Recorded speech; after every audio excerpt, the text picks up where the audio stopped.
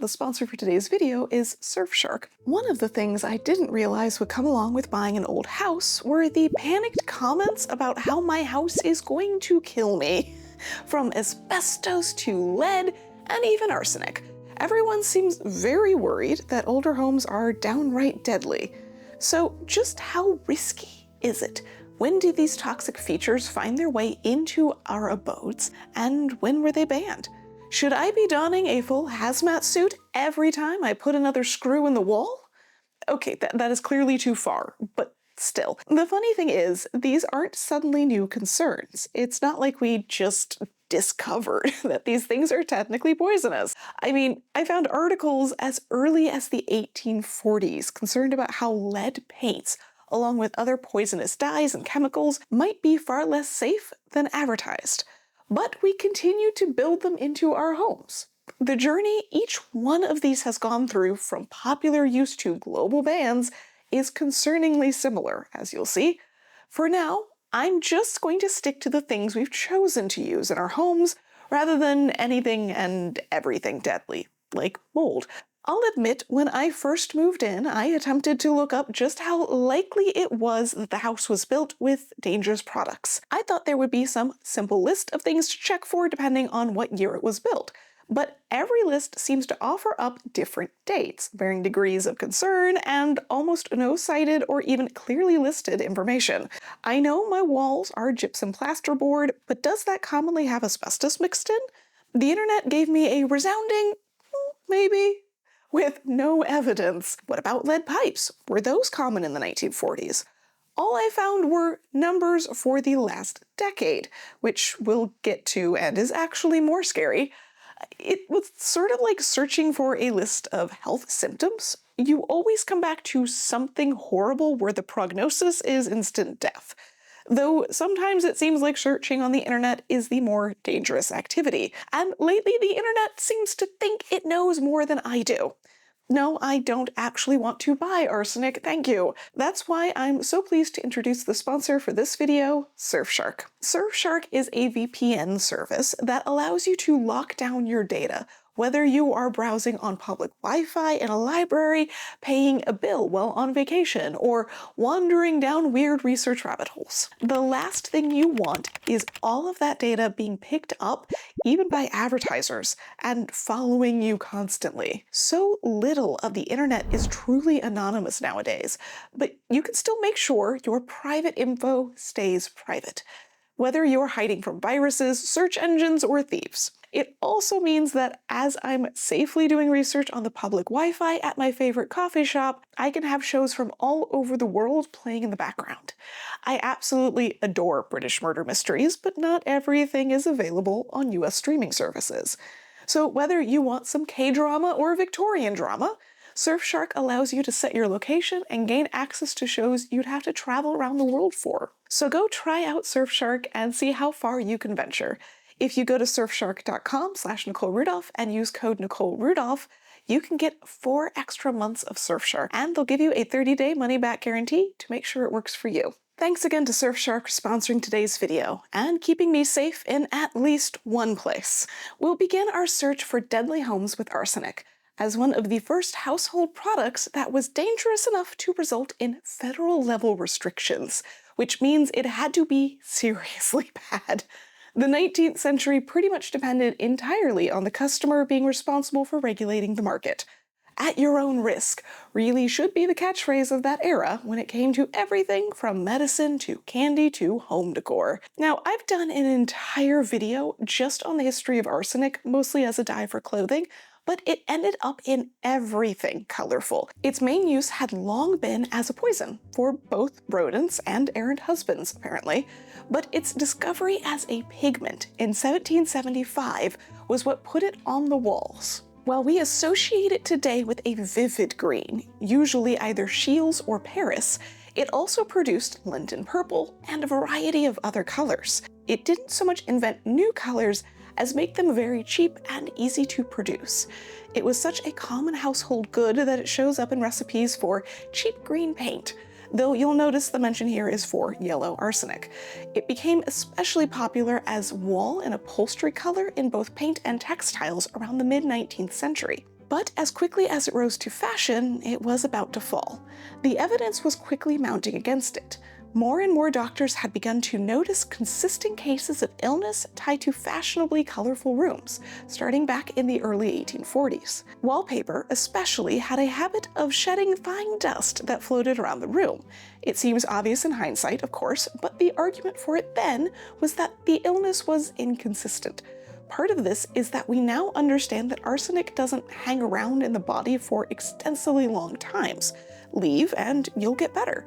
So that meant that not everyone got sick from exposure, and not all arsenical goods seemed to cause the problem. In fact, many printers claimed that they didn't use arsenic at all for the greens, or at least very little, and people still were sick. Instead, they blamed prior illness, poor quality goods, and essentially user error.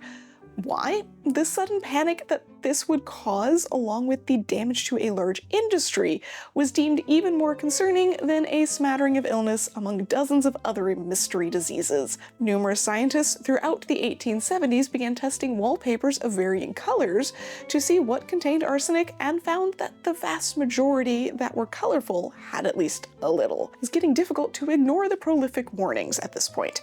William Morris, the renowned designer of the day, continued to argue that it could be safely used up until the 1870s, when he too could no longer ignore the science and removed it from his wallpaper productions. Honestly, the fear was too great, and plenty of alternative pigment options existed by that point. But even after most of the wallpaper had been removed or covered over, mysterious symptoms still remained. It turns out the dust was not the only culprit. In humid or damp locations, there was enough moisture trapped in the paper to cause mold growth and create a doubling effect of now gaseous poison. The poison had even managed to cling to the walls after the paper was removed. It required painting the entire room to seal the remnants away properly. Arsenic isn't the only dangerous pigment either. Chrome yellow is made up of the chromates of lead, zinc, tin, mercury, and more. Most paints labeled as chrome green back then simply added Prussian blue to that mix. They aren't actually chrome green, which is too high of a price for common paint. Aniline dyes in general were suspect for a while when people started developing rashes from colorful socks. While it may seem a distant risk today, as most of the arsenic walls have long been removed or covered, it can actually still be found in a fair amount of other places. Most notable when it comes to homes is as a wood preservative and insect repellent. It was only banned from this use in 2004. If you've ever seen a playground or deck of greenish tinted wood, that would be chromated copper arsenate. So if it's anywhere in my house, it would be the deck. But honestly, my antique clothing collection is likely the only source of arsenic in this house.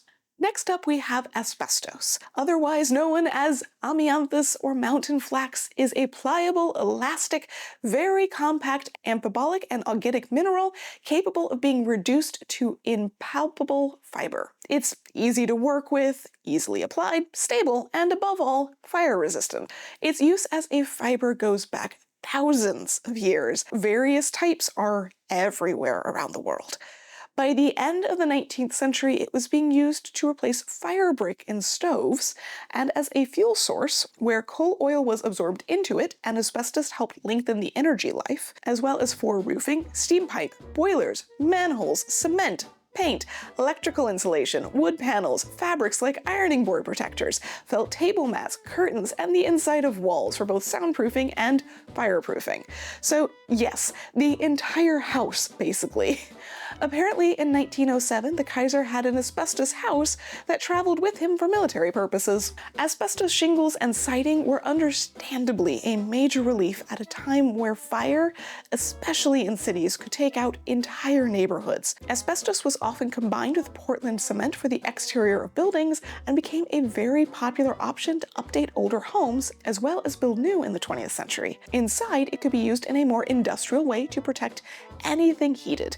It was often woven with cotton to make it stronger and bring down cost. Some early drywalls were also made from asbestos, but that was usually for specific fireproofing, as the standard gypsum did very well in regular temperature regulation and soundproofing. This miracle fiber wasn't just functional, however, but fashionable as well. Entire show homes were designed with asbestos, including this 1960 house. Arched roof beams of asbestos cement and tiles that form the interior counters, cabinets, and walls. Asbestos tiles in the kitchen honestly make perfect sense, considering the heat aspect, and came in a wide range of colors and patterns. While asbestos wasn't seen as a dangerous poison like arsenic was at the height of its popularity, it was discovered that workers in the asbestos industry commonly had a range of lung diseases, including cancer, as early as the 1920s. And there were laws as of 1931 to help with ventilation and dust in the factories. However, the evidence that it was a public health hazard if you weren't essentially working in a mine was missing. Mostly because they really hadn't done any research. But as asbestosis, the general name for the lung disease that came from inhaling the fibers, began to show up near factories in people and animals that weren't directly exposed, the medical community got concerned. One older theory was that, just like arsenic, asbestos would eventually disappear from the body.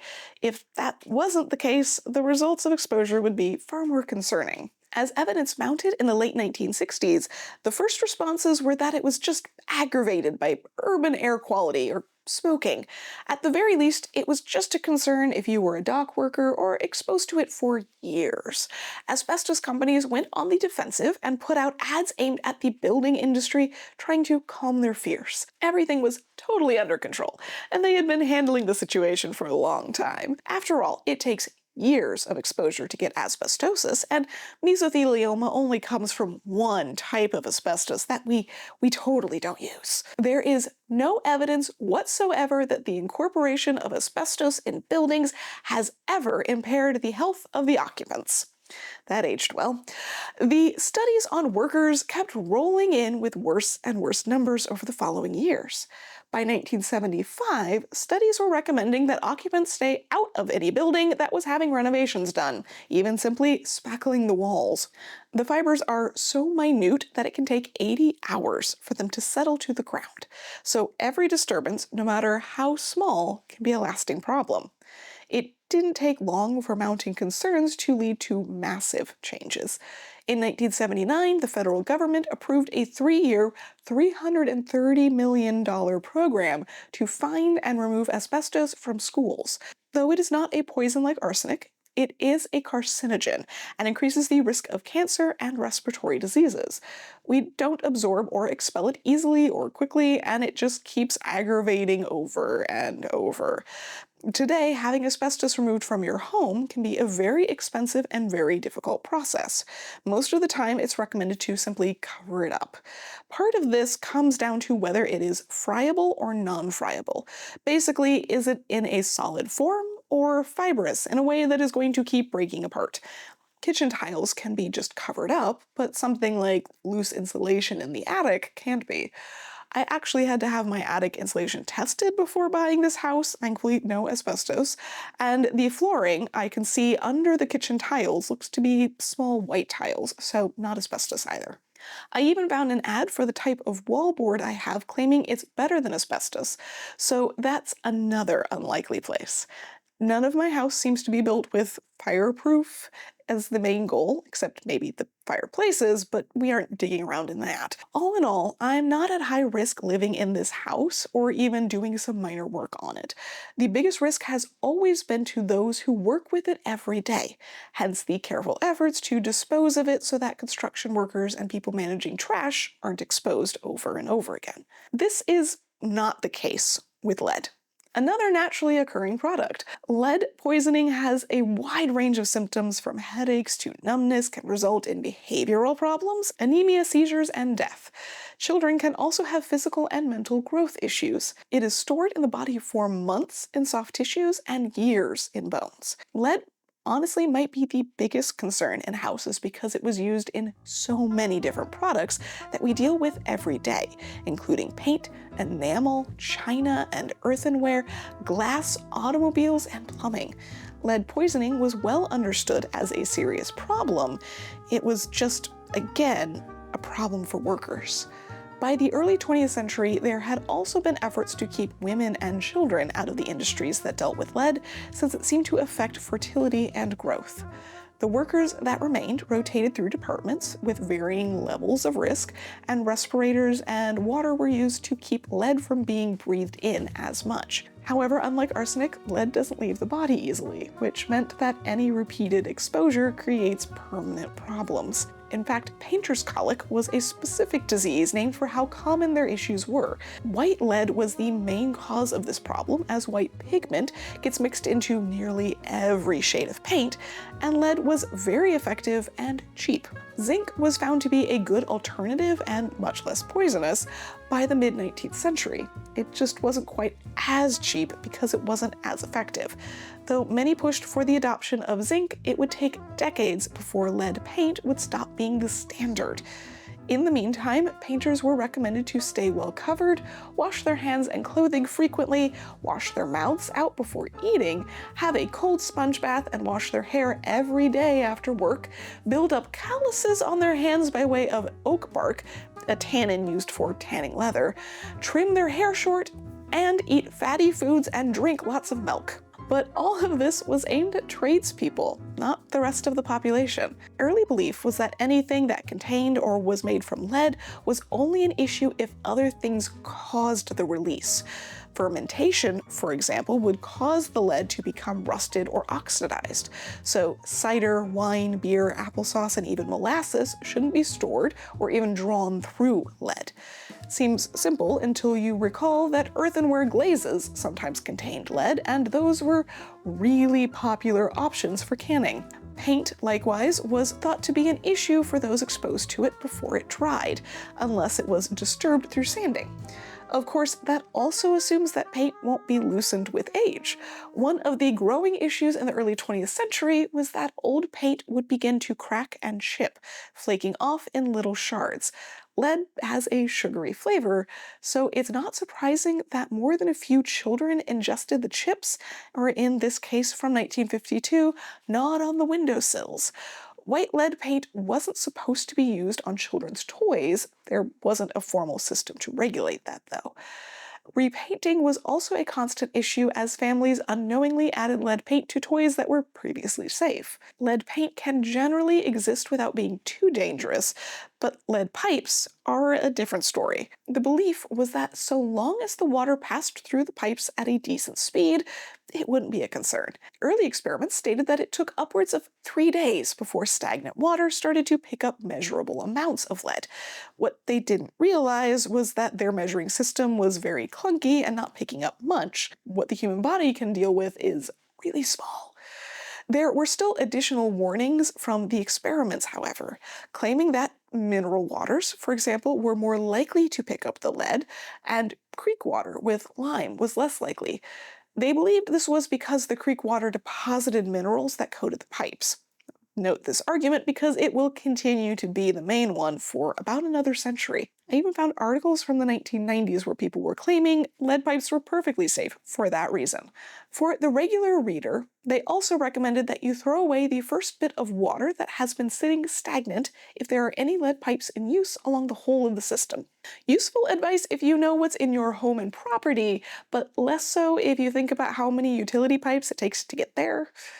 The biggest hint that something might be wrong, regardless of those studies, was that lead pipes eventually corrode, meaning that they slowly disappear into the water. 19th century efforts were to line the lead pipes with tin, though sometimes the tin had lead in it, and sometimes it was just too thin to make a difference. Cast iron pipes were another option, though similar issues of it dissolving into the water supply remained. This just tasted bad, apparently. Possibly lining the pipes with cement was suggested to remedy that. Iron was still the primary choice because it was cheap. It just didn't last quite as long, with an expected lifespan of around 16 years compared to lead's 35. Lead was also more bendable to accommodate tight spaces and existing structures. For that reason, by 1900, more than 70% of large cities used lead pipes. Enough examples of households, neighborhoods, and even entire towns being slowly poisoned by lead were published by the early 20th century that some cities had begun to prohibit them. That's when the Lead Industries Association stepped in. They were formed in 1928 in part to help dispel the negative press. They worked closely with professional plumbers and governments to keep lead pipes a popular option. While there was a downward trend of lead pipe usage from 1930 onwards, they were still extensively used in certain areas and on larger projects. It wasn't until the passage of the Safe Drinking Water Act amendments of 1986 that the installation of lead pipes was actually prohibited. The removal of lead pipes was only mandated by the EPA in October of 2024, with a 10-year deadline. Over the years, we've been able to track smaller and smaller amounts of lead, and the safe amount has constantly gone down in turn. Admittedly, this is the one danger that I can almost guarantee is in my house in the form of paint. Most of the rooms have been painted in the last couple of decades, a few times, so I just need to be extra careful when sanding anything beyond the top layer. Thankfully, my water pipe connections from the street to the house just got replaced a few weeks ago, and the pipes I can see in the house that aren't modern look to be cast iron. Even then, most of the hidden ones will be replaced within the next year. Ironically, the only major threat I've ever had in my houses came from a new build back in 2008, formaldehyde. I actually had neighbors that were affected by this back then, but it seems to have been widely forgotten in comparison to things like asbestos. That time, it came in the form of drywall. There was an excessive demand for building supplies at the time, brought on both by a housing boom, which would be part of the recession in 2008, and the need to rebuild thousands of homes after Hurricane Katrina. Drywall was shipped in from international manufacturers, and one large quantity that came from China was not up to code. It included higher levels of chemicals than were considered safe. Afterwards, they found it was a combination of hydrogen sulfide gas and formaldehyde. Formaldehyde is surprisingly common in construction goods and therefore new homes. It just is a small enough amount to dissipate over the early months. But this was worse. It caused respiratory health problems, the smell kept growing, and in the end, the only solution was to gut the building. Even houses that stored the drywall for a length of time had to be gutted, which was the risk for my townhome since there was a chance that it stored drywall for the others that were being built at the same time.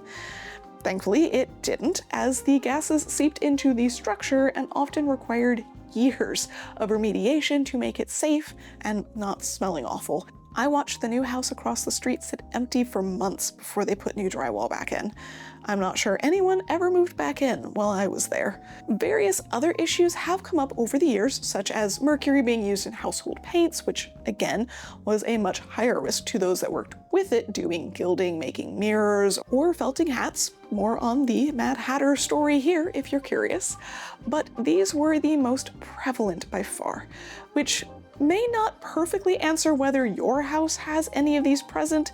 Professional testing is the only way to go on that, but might inform you just how much care you take in your daily life and work around the house. I have a really good water filter, keep a dehumidifier running in the basement, wear a face mask when doing anything dusty around the house, and try to keep airflow moving.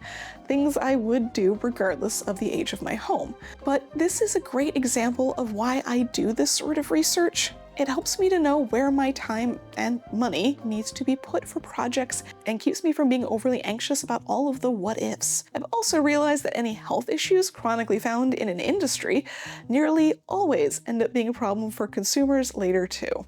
So maybe that's something we should pay a bit more attention to.